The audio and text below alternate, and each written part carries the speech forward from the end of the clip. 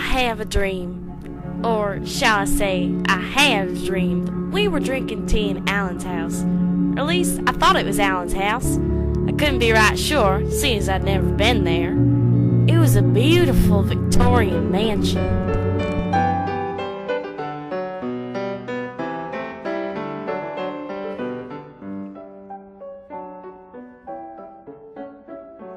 Anyway, we was sitting there having our tea in this lovely Victorian mansion when Alan said, "Would y'all care to accompany me for a stroll down the beach?" "Course, we did."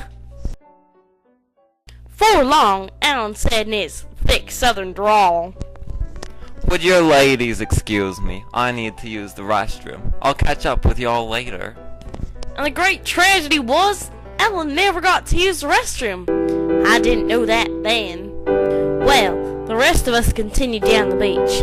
I, of course, walking by myself, while Ashley and Devin were off canoodling. They were canoodling up a storm, let me tell you. But all of a sudden, they were interrupted by some screaming. We looked around for the source.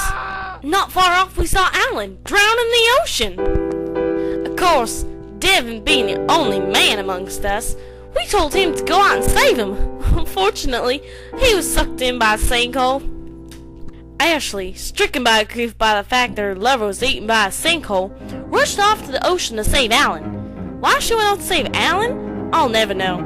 Perhaps she was jealous of his canoodling skills. She too started to drown. Then I, seeing the two loves of my life in the ocean drowning, jumped into the water as well. Fortunately, I started drowning too. We thought that all was lost. We heard the click-plop of horse hooves. We looked to see who was coming down the beach, and then we saw David riding down on his white horse to save us.